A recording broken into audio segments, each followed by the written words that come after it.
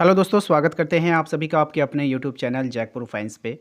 आज के इस वीडियो में हम लोग डिस्कस करेंगे क्लास 10th के उर्दू का भोला चैप्टर का पार्ट 2 करने वाले हैं। इसके पहले भी हमने पार्ट 1 अपलोड किया है। यदि आप लोगों ने नहीं देखा है तो उसको देख लीजिए, लिंक आपको डिस्क्रिप्शन में मिल जाएगा प्लेलिस्ट का, वहाँ पर जाकर के आप उसको देख सकते हो। तो चलिए स्टार्ट करते हैं। सबसे पहले देखिए यहाँ पर जो सवाल है, कह रहा है ये सब सवाल जितने भी हैं आप लोगों के ऑब्जेक्टिव में भी यहाँ से क्वेश्चन बन सकते हैं और सब्जेक्टिव में तो पूछता है। तो आप लोग देख लेना, यहीं से ऑब्जेक्टिव भी आपसे पूछा जाएगा, यहीं से आपका सब्जेक्टिव भी बनाएगा। कोई ऑब्जेक्टिव जो है आसमान से नहीं उतरेगा, क्वेश्चन से ही निकाल कर पूछा जाता है। क्वेश्चन में आपसे कह रहा है कि दादाजी ने कहानी ना सुनाने का क्या बहाना किया था भोला से। यानी भोला से दादाजी ने कहानी नहीं सुनाने का कौन सा बहाना कर लिया था। आंसर देखिए क्या होगा। दादाजी ने भोला से दादाजी ने भोला से कहा कि दिन को कहानी सुनने से मुसाफिर रास्ता क्या हो जाता है, भूल जाता है। दिन को कहानी सुनने से मुसाफिर रास्ता भूल जाता है। मुसाफिर किसको बोलते हैं? जो आपके घर मेहमान आने वाले होते हैं उसको ही क्या बोलते हैं? मुसाफिर बोलते हैं। अगला सवाल देखो क्या है, कह रहा है कि शाम गए लौटने पर दादा ने भोला को क्या करते हुए पाया।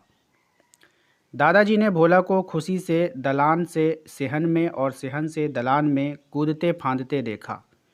वह लकड़ी के एक डंडे को घोड़ा बनाकर इसे भगा रहा था।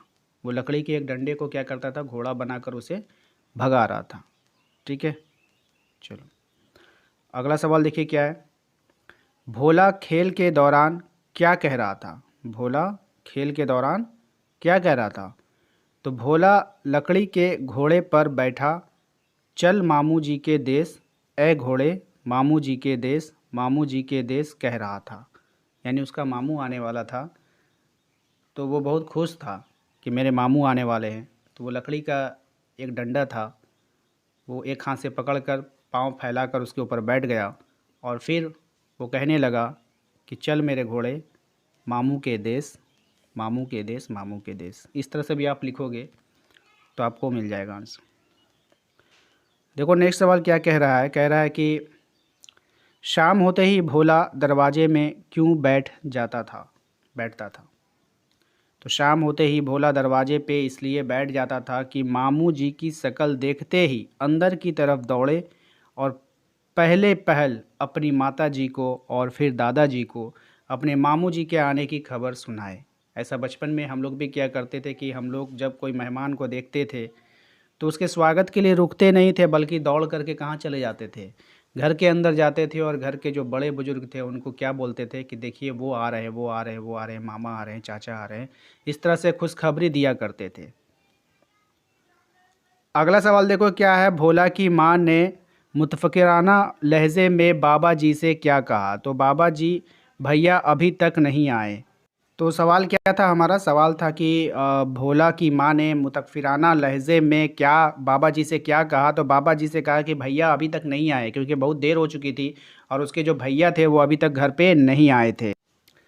अगला सवाल है, माया के होश आने पर दादाजी ने क्या कहा। दादा ने कहा, माया बेटी देखो मुझे यूँ खाना ख़राब ना करो, हौसला करो, बच्चे अगवा होते हैं मगर आखिर मिल जाते हैं। यानी वो सोच रही थी कि भोला ना कहीं गुम हो गया। भोला तो क्या किया था, अपना मामा जी को ढूंढने के लिए चला गया और ये लोग सोच रहे थे कि भोला गुम हो गया। ठीक है, बस यही अंतर इनका था। और वो अपनी बहू को मतलब कि दे रहे थे, सहानुभूति दे रहे थे कि बच्चे अगवा होते हैं लेकिन फिर क्या होते हैं, आखिर में मिल ही जाते हैं। ठीक है, कह रहा है कि बाजीगर जो थे वो बच्चों को अगवा करके क्या करते थे। तो बाजीगर जो थे वो बच्चों को अगवा करके क्या करते थे?